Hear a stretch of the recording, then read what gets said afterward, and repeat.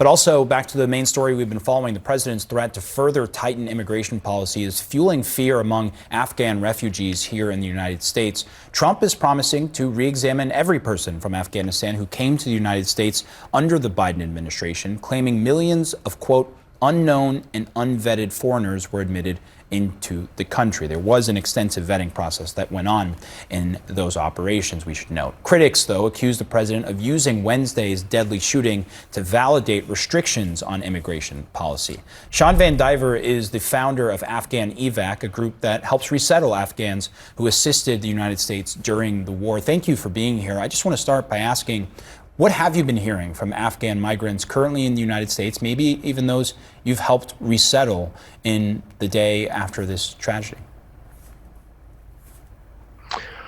Thank you so much for having me today. Look, the first thing I have to say is my heart breaks for the National Guardsman who lost her life and the one still fighting for his. We wish him a speedy recovery. Look, Afghans are terrified that they're going to be held accountable for this one deranged gunman's actions, and they don't know what to do. They know that it's not their fault. They know they didn't do this. They know that Afghans don't wish to cause Americans harm, and they also know that the president and the vice president and the FBI director are trying to use this as a political cudgel, which is pretty crazy because I know that both the Biden administration and the Trump administration approved various things for this man at any given time. And I suspect what we're going to find is that the reason the Trump administration is lashing out so much is that they dropped the ball. They missed something.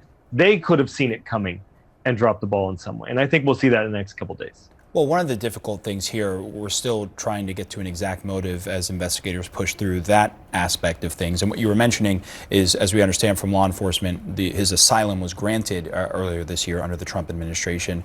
But, you know, when you talk about sort of this vetting process, a senior U.S. official told CNN yesterday this suspect was, quote, clean on all checks.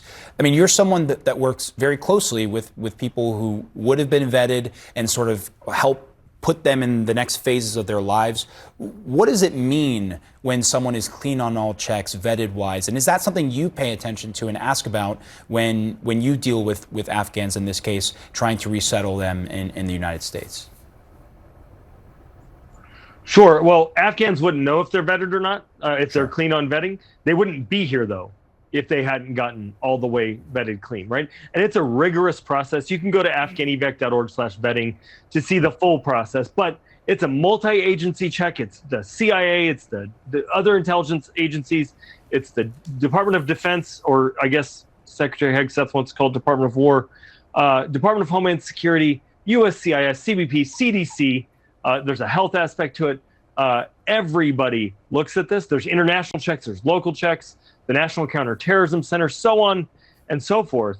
And look, we know that this guy vetted clean. He must have vetted clean when he got on the plane to fly to a third country. Then he vetted clean when he got on a plane to fly from there to here. Then he vetted clean when he entered through CBP on parole. Then he must have gotten a re-parole, so he must have vetted clean again. And then he applied for SIV, and we're going to break some news right now. He applied for SIV in August of 2022, after he was already here for almost a year. And then he applied for asylum in December of 2024 because SIV had not yet come through.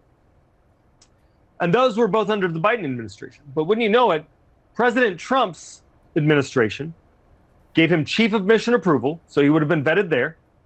And then he got asylum. Both of those things came in April of 2025. So we know that this man was vetted over and over and over again. And look, what I would say is, I don't think that this is a vetting issue. I think this is a mental health issue.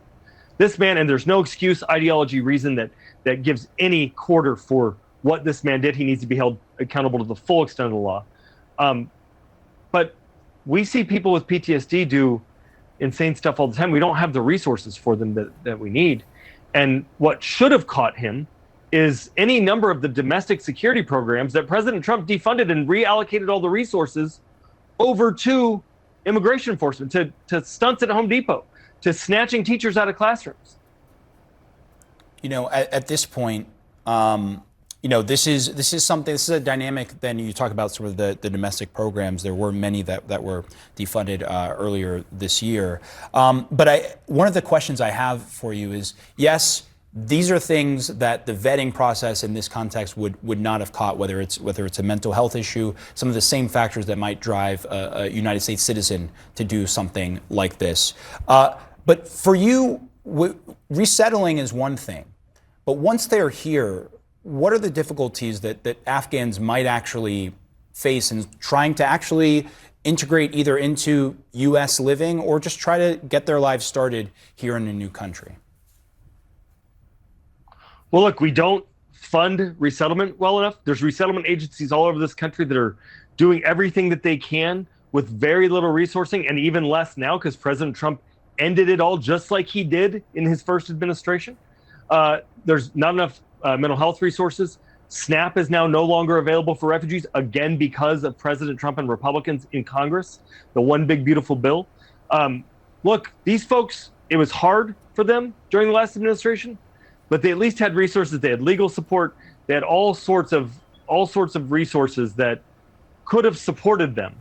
And it's just rough, right? But Afghans are resilient people, and they do not deserve to be held accountable for this one deranged man's insane behavior. And it's incumbent upon all of us, our leaders, our community leaders, all the stakeholders that are involved in this, to make sure that we give no ground. President Trump and Kash Patel are trying to cover up their mistakes by vilifying an entire population, and not just Afghans, all refugees, all people from the 19 countries in the travel ban. And they announced that they were doing this crackdown last Friday. They're not doing anything in response to this. They're just using this to justify what they've been doing all along, to screw our wartime allies. Sean Van Diver, I got to leave the conversation there, but thank you for being here. Appreciate the time and perspective. Thank you so much.